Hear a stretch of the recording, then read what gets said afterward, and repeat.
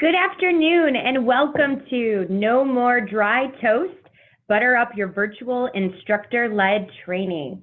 My name is Sarah Zagilla. I'm the Business Development Executive here with Innovative Learning Group, and we are super excited that you're joining us today for this webinar. Just a little context for today with a brief overview of Innovative Learning Group. We are located in the heart of Troy, Michigan, just 20 miles north of the Cultural Center, downtown Detroit. We were founded in 2004 by our owner and CEO, Lisa Tunegas. We are a certified women's business enterprise, which is a fact that's becoming more important as our clients are looking to increase diversity amongst their suppliers and vendors. But what we really truly care about and what differentiates us is our focus on performance and helping organizations reach their business goals. For us, it's always about performance first. So as you look on the screen here, you're going to see that we work with a diverse group of medium and large-sized companies across the country, some of which we actually serve on a global basis. And during our 14 years in business, we've worked with more than 145 clients across 35 different industries, with more than half of our work really being outside the state of Michigan. Now for a little bit of background info on our presenters. Joan, Allesee, and Mike Blahnik. So Joan is a project manager and instructional designer here at ILG and has more than 25 years of experience in instructional design. She holds a master's degree in instructional design from Quinnipiac University and serves on the board of the Detroit ATD chapter. Joan's hobby is bike riding. She's a health nut. It keeps us all focused around the office here. And then joining Joan is Mike Blahnik, and Mike is a project manager and performance consultant here at ILG. He was named 2017 Emerging Training Leader by Training Magazine and is the past president of the ISPI Michigan chapter. He holds a master's degree in industrial and organizational psychology from Western Michigan University, and Mike loves fantasy football. But finally, we have Walter Schermacher, and he's supporting Joan, Mike, and I today. And if you have any questions or are having trouble using the technology during the webinar, please reach out to him via chat. So now let's get started. Hello, I'm Mike Blahnik. Thanks for coming to the webinar, and thank you, Sarah, for that lovely introduction. We're excited to have you all with us today. All of these platforms are a little bit different, so we have a slide here to just kind of give you a little bit of the basics on some of the tools we'll use today when we demonstrate best practices. So in the participant pane, which is what's on the screen right now, you can open that by hovering on the lower portion of the screen, and you'll have a participant button. There's some emojis there where you can give us feedback, like go faster, go slower, yes, no, and if you click that more button, there's some additional ones like thumbs up, thumbs down, round of applause, things like that. We hope you use the round of applause a lot today. We also have a chat window where we expect a fair amount of interaction throughout the day, so feel free to chat in any questions or feedback directly to us or with the entire group. In order to have that up at all times, you just have to click that button and kind of position it off to the side so you can still see the slides. We'll also have poll questions throughout today, so they'll come up at certain points. They'll just pop up right in the middle of the screen. Click your answer and we'll reveal the results and kind of talk about them and what that means in context of doing good BILT. And then at the end of the session today, we're going to do something crazy. We're going to try and do breakout groups, and we'll have more instructions about that specific feature when we get to that point. At times, we'd really like to make this an interactive two-way session, right? And so you may have, you may be invited to turn on your audio or turn on your video and chat with us or share your perspective. So where you'll find that is down to the left. If you hover over the screen, kind of these buttons here, join audio or start video, that's kind of where you can control your audio if you're on your computer audio, if you're using voice over internet protocol. If you're on the phone, all you have to do is press *6 and that will mute and unmute your audio. Joan, did I miss anything? No, I think you got it all, Mike. Thank you. Well, hi, everybody. This is Joan, and I just wanted to jump in here and tell you that I'm so excited to be with you today part of the fun of webinars is seeing where everybody's from. And as Sarah said, we're located in Troy, Michigan, which is in the Detroit metropolitan area. Let me put a little note on that so you can see where that's located. So I'm going to my annotation tools and I'm clicking on draw. I grab my check mark and I put it down here on Detroit. So that's where we're from. Yeah, so we'd like you to take a second, use this tool yourself to kind of show us where you're dialing in from today. So expect a fair amount of people here, local supporters in the Detroit, Michigan area. Maybe we'll see quite a few check marks there. But to get to the annotate tool, just hover up towards the top and it'll pop up and annotate, and then you'll get this drop-down menu that we're showing on the screen here. Oh, Nancy, great to see you. Thanks for coming.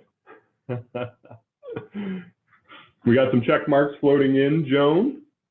Wow, lots of people. We've got some we got some drawers as well. This is great. I don't know where the one is that's up here in the white space, maybe Canada. Yeah. I'm sorry we didn't put that. Oh, couple Canadians. Thanks for joining us. That's awesome. Very friendly of you all. We're going to have to update our map next time. We want to know a little bit about your experience. So now that we know where you're from, we want to know about your webinar experience, and you might fit into one of these areas. So for example, you might be a person that really has no experience operating in a virtual instructor-led training forum. We're going to shorten that and just call it a VILT. Does that sound good, Mike? Sounds great, Joe. All right. So, or you could be the person that has some experience as a learner. And maybe some of you have some design experience. You've been designing some in virtual instructor-led training or VILTs. And then, of course, we're hoping that there'll be some experts in the room, too, that have both done design, development. Maybe they've already experienced it as a learner as well. So we're welcoming everybody with all experience levels in there. And in order for us to understand where you're at, why don't you go up to your annotation tools and open that up and pull the check mark down and then put it on whichever one of these experience levels is where you're at right now. Wow, look at all the check marks coming in, Joan. This is exciting. Wow, really exciting. All right, we got a lot. The some design experience is kind of leading the pack, second by learner experience. Come on, where's the experts, Mike? There's got to be a couple hiding in there. Any experts? We're looking for you to chime in. Mike, how about if we go a little further and I'll clear all of our check marks off and let's go. Yeah, absolutely, Joan. So one of the things that we recommend, or just kind of a twist on running a smooth VILT here, is direct and specific callouts, right? Because the other option, right, is round robins. And a round robin is kind of like giving people permission to not pay attention or to stop paying attention after they've answered a question, right? And so that's my opinion, but I think we have a poll question on this, Walter, if you could pull that up, and we could see if other people agree.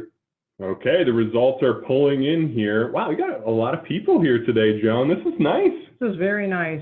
All right, officially it came in at 71% agree with me that it's a good technique. And I'd just say, you know, a round robin, we've all been there. Once you answer, right, or you jump in there and you answer the first question, because then you know that you can kind of go on mute and maybe multitask for the rest of the session. That's what we're trying to avoid, that pitfall, by using direct callouts.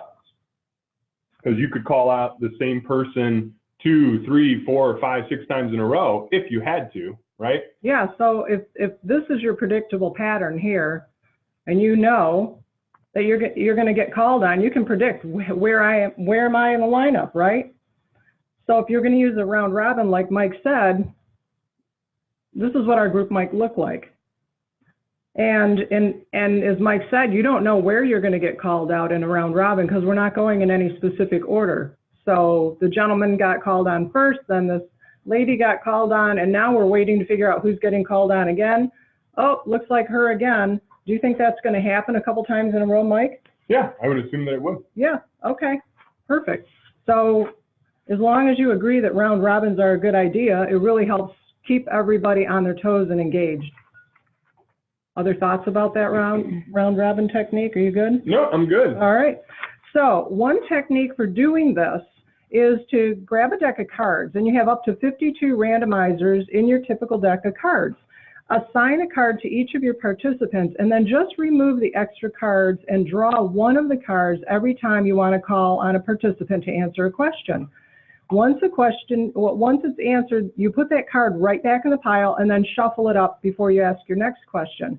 This means that you could draw on the same Ace of Spades card 2, 3, or even 4 times in a row.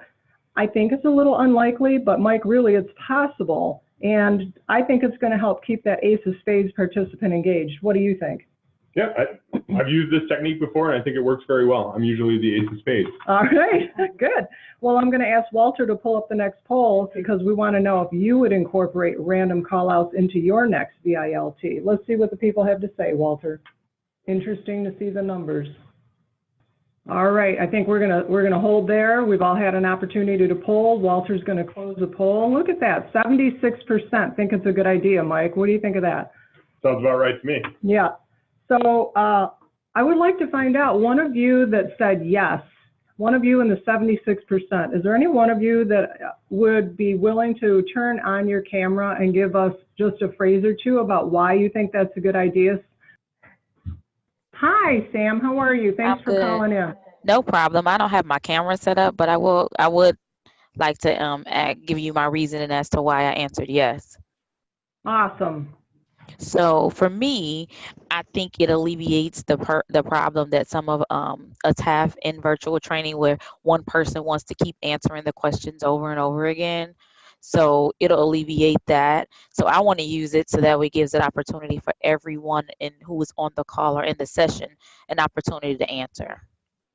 Wow, that's a great response. And I think that's perfect because, you know, we want to bring everybody into the fold as often as possible and keep everybody engaged and make everybody feel like they're, what they have to say is important. And sometimes if you have someone crowding out the airspace because they're answering a lot, that other person doesn't get an opportunity. So very thoughtful approach, Sam. Thanks for bringing it up. Yeah, and I love that she kind of saw it from the opposite angle that we were talking about it, Joan, because she's saying one person is a little bit too engaged and how to control that person. We're talking about keeping everybody engaged. So it's very interesting. I had not thought about it that way. Appreciate it. Before we get any further, let's talk about why VILT is gaining popularity. Go ahead and type your idea in the chat box, and we'll look at them over here and then talk about your ideas. Got the chat answers rolling in here, Joan. Yep, I see a lot of is cost effective, economical, more interactivity, good. You know, more remote workers was an early answer that I saw here. I think that's a great call out as well. Multifunctioning teams all over the country. That's interesting. Yeah, a lot of us do have people working in different places across the country. And geographically necessary. Awesome. Well, here's some of the things that we came up with. I think we're all on target together here. First is that cost savings significantly, especially when you've got a remote audience and not bringing them physically together and taking time away from the desk by doing the traveling. I think it's important too that, you know, those travel costs really add up. We could be spending that in our training and development budget, couldn't we? And the other thing is speed to market of training. How many of you thought about that? Like, you can have an extended reach that creates rich and diverse conversations if you can find people from different locations that maybe aren't thinking in the same way your group thinks, find somebody that's not in your area and so on. You get a more rich conversation. Also, think about the modern learner. We're all hearing a lot about that in the L&D world right now. And the modern learner has a very complicated requirement for real-time, relevant, flexible solutions. And those solutions are there to help them build capacity to perform new tasks. So really that modern learner is going to be very interested in this approach. Now let's think about what you'll be able to do as a result of this webinar. First, what we're going to do is to make sure to identify characteristics of a good VILT, and then list the practices and strategies that you can apply back to your own work. How we're going to do that is by accomplishing these objectives. We're going to provide you with an engaging variety of ways to interact.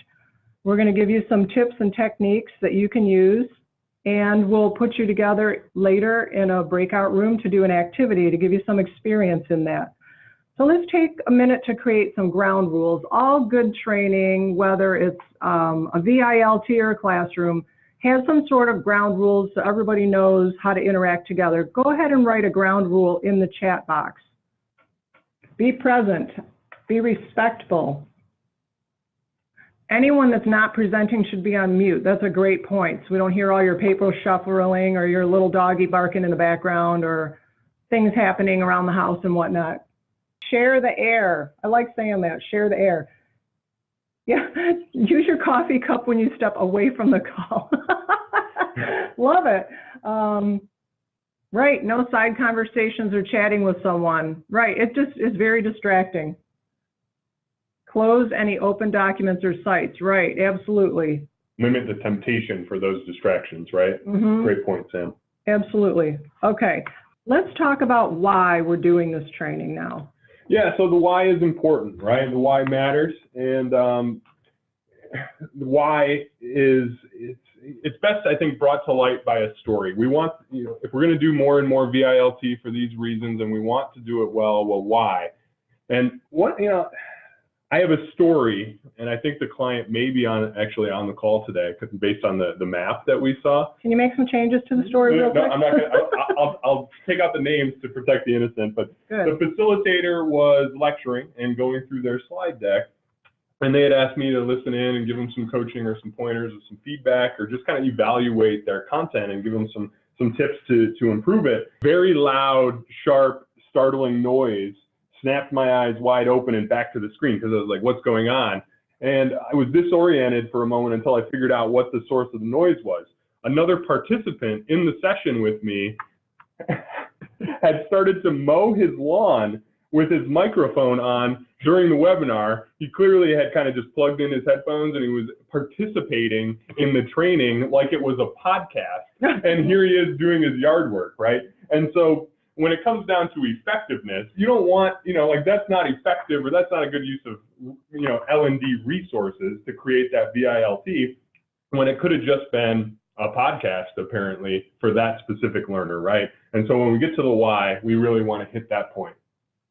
That is definitely multitasking, absolutely. So unfortunately, many real-time sessions are really just a PowerPoint presentation dressed up with questions at the end. That's a suboptimal use of the VILT technology, and we're trying to be technology agnostic today. We want to make sure that we use those features to the best of our ability, right, to create engaging content that draws people in and keeps them engaged. It's like, if you don't, it's kind of like eating this dry piece of toast on the screen here that you guys probably weren't even looking at because it's so boring and unappealing. The purpose of this VILT is to really just say no more dry toast. Let's stop the dry toast syndrome. Okay, Mike, let's move on then. Yeah, so, good training, whether it's classroom-based or VILT or otherwise, can't have this dry toast content if we expect to keep people engaged. So we should really take a minute to define what good looks like. So in order to call your training good, you should have some sort of proof, right? And so my experience, Joan's experience, our experience, a good training proof is that it's active. Keeps the content moving along and engages the participants in the content. There's no passive listening. It's not a passive exercise. Ask questions to get perspective, seek feedback, maybe call out people specifically and provide opportunities for those practices and debrief discussions. Keep it active. It should also be engaging, visually interesting, and stimulating. What you're hearing and seeing works together, keeps the learners focused on the message with very little or no time to kind of shift their focus away from the action on the screen. It also needs to be people-focused, so the content is written to include learner contributions and designed to meet their needs. We certainly hope that we've done that today. It should also be goal-driven, right? We don't want to waste anybody's time. A lot of people talk about that training was just a waste of my time. Well, if it's goal-driven, it stays on task to deliver to the goals and objectives that people signed up for or the organization determined that they need. That helps keep everybody engaged in the content. It also should be designed in an instructionally sound way that meets adult learner needs by making everybody feel comfortable interacting together, and by leveraging what they already know. Like, we all come from maybe different backgrounds or different experience levels. Let's help grow from that point, right? Rather than treating everybody the same. Good training, whether it's classroom-based or VILT, can't have any dry toast content if we want to keep everybody engaged. I mean, that's our point today.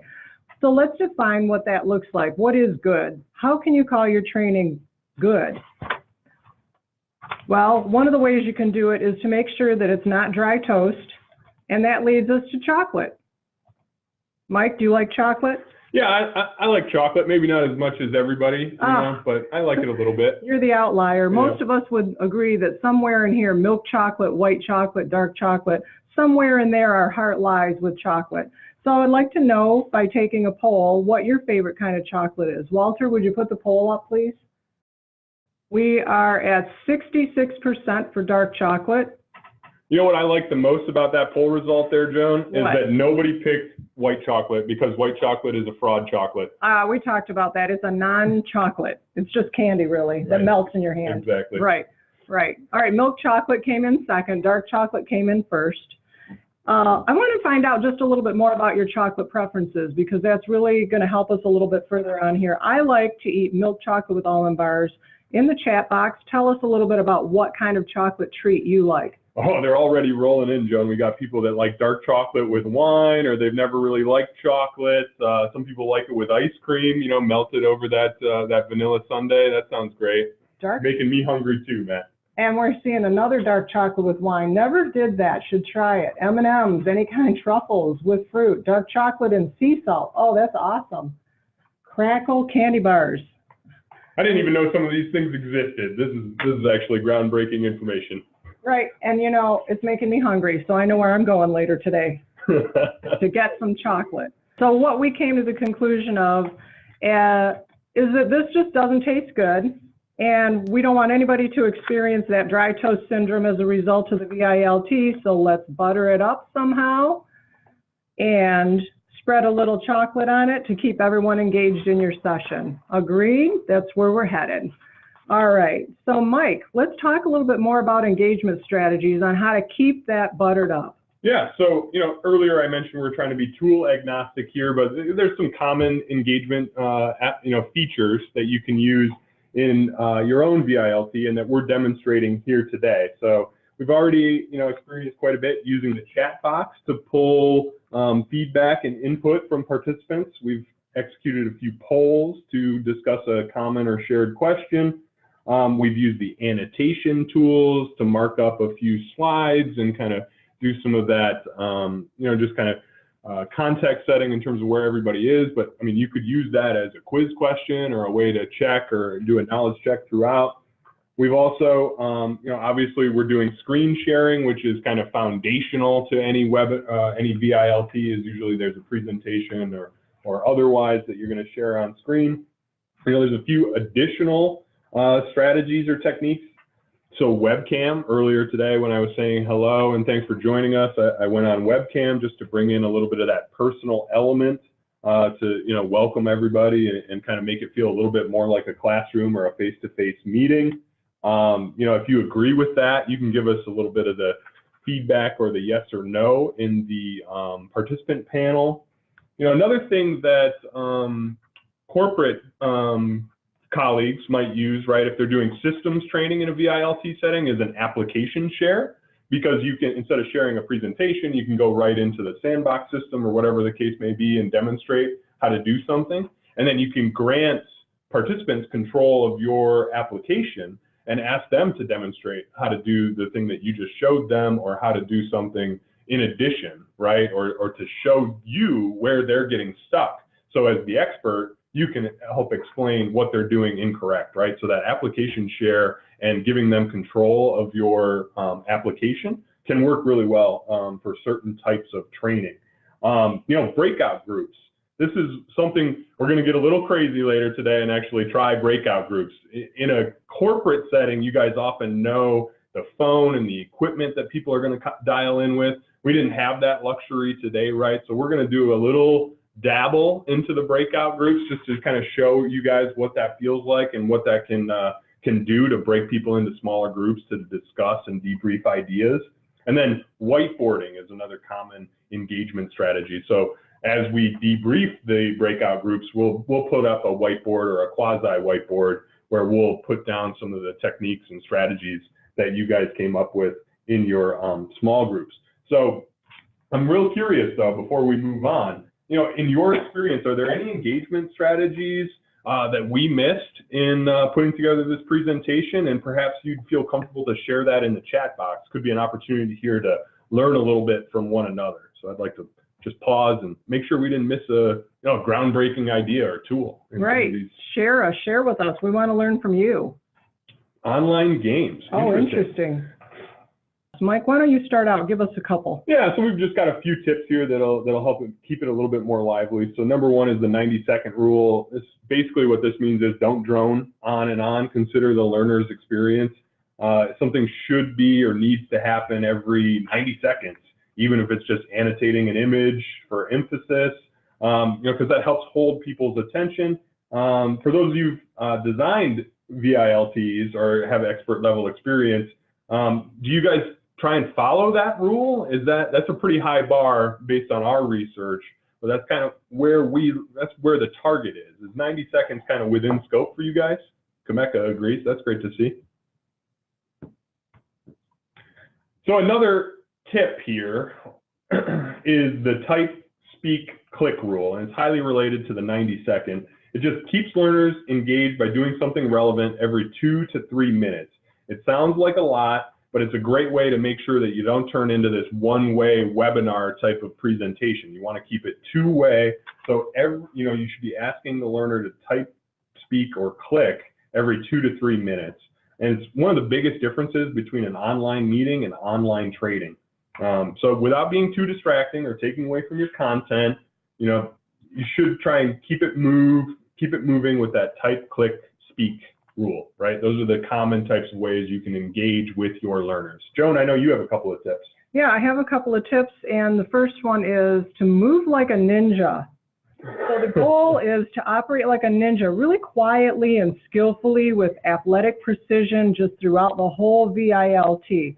What this means is that you've already designed and developed an appropriate session, you've practiced with your company's platform, you've tested your session before the event, you've gotten some coworkers to do some dry runs with you, you adjust it based on their feedback. Mike, we did a lot of that ourselves, remember? Yeah, absolutely. Awesome, and that your slide deck is loaded and ready to go. So don't walk up to the screen and plug in and just try to rock it. You really do need to take steps to make sure that you're prepared. And when you're doing that and you can operate in this environment seamlessly to the learner, then you really are being the ninja.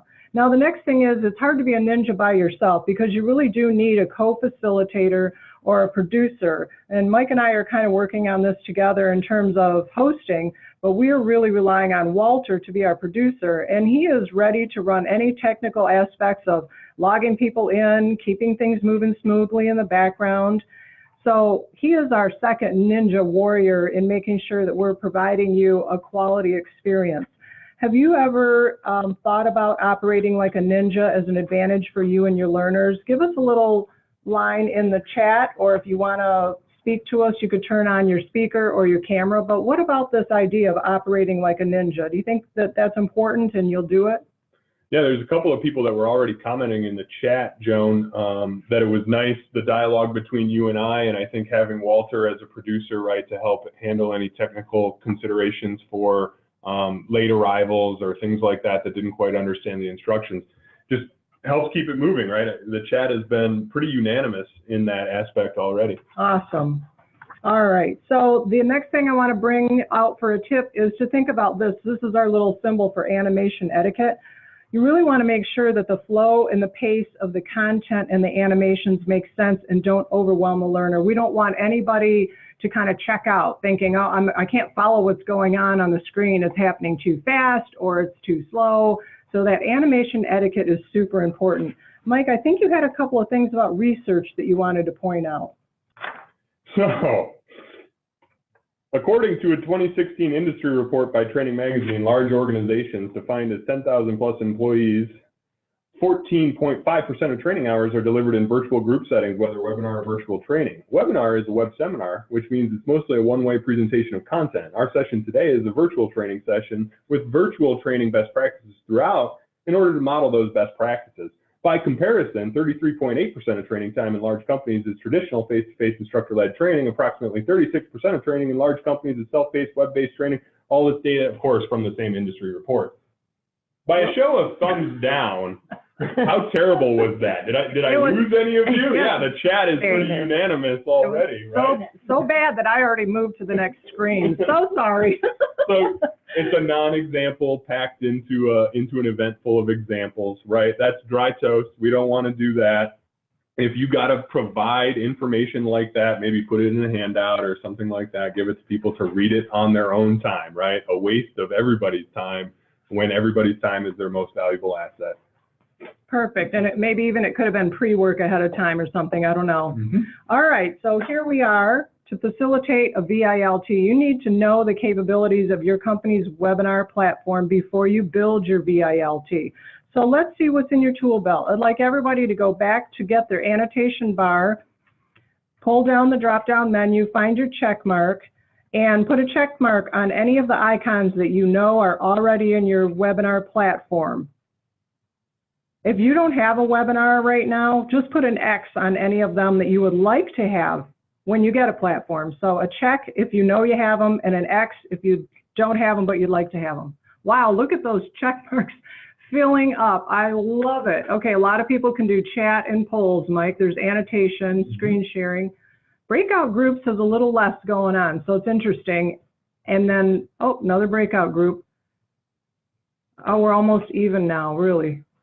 Yeah, so a lot of these strategies and these features, right, are becoming kind of ubiquitous, where whatever tool you're using, it's going to have something that puts this in your tool belt so that you can try to do something along these lines and engage people. So use it. Use your tool to the full extent of its capability. Right, and if you haven't used some of these, but you know you have them, during your dry runs, that's probably the best time to test them out and see if you can make it work with your content. Let's do an activity. So speaking of dry runs, we did a couple of dry runs on this breakout group thing, and it's going to be pretty interesting, guys. So what we would like to do is, in a moment, Walter's going to invite you to join one of two breakout sessions. And what we'd like you to do is kind of experience a breakout room and having a discussion with a smaller group of teammates. And we'd like you to maybe focus that conversation on identifying VILT engagement strategies that would be appropriate, training people on how to make brownies.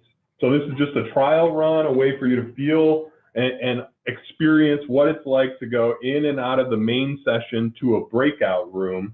And then we'll come back. There'll be a countdown clock as the breakout rooms are about to close, and we'll debrief some of that success, is what I would say. So here's kind of how it's going to work. Walter's going to help split you into two teams. You'll be invited to join a specific breakout room. That'll pop up in the middle of the screen. You'll have to click accept. And then once you're in there, we'd like you to turn on your audio and really actually talk to one another like you're in a meeting together. And this can be how you communicate and discuss, the challenge question here around VILT strategies on a brownie baking lesson. If you're comfortable, turn on your video chat as well, or if you're on your phone, here you go, *6 to mute or unmute. We're going to give you about 5 minutes to just kind of discuss with each other and maybe chat about the webinar, chat about this challenge activity. And then you'll see a 60-second warning on the screen to indicate a countdown to rejoin the main room here. All right, are we ready?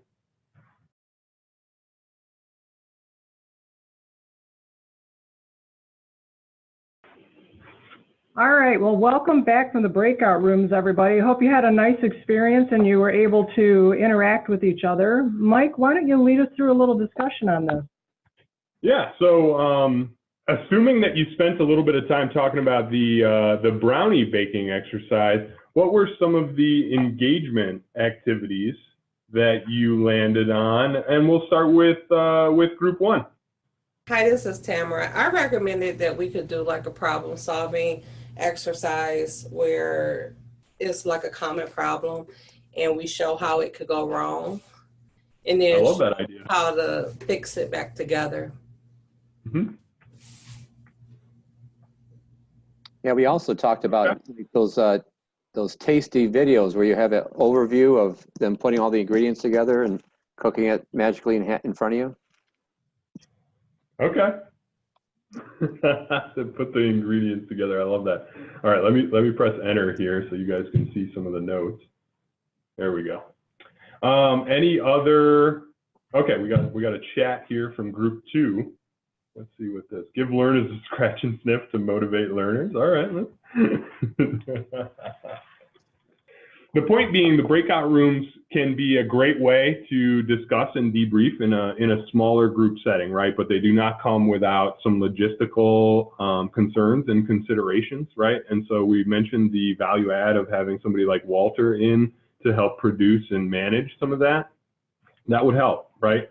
But still, there's going to be some issues. And so I think the key point of the exercise here was put people together, expect that maybe 50% of them use the time to talk about the actual exercise, 50% of them, maybe of the rest of them, let's say, so a quarter of them can't connect at all, or there's some sort of technical issue, so you got to really focus on the debrief afterwards so that they can feel like they participated in the activity. And then the other fourth of them, they might talk about something else, right? And so you just got to cover all your bases. I have a question. Can you like make assignments to people, have someone like a leader and someone like a relayer and then someone like a timekeeper, so that kind of keeps it a little bit more organized?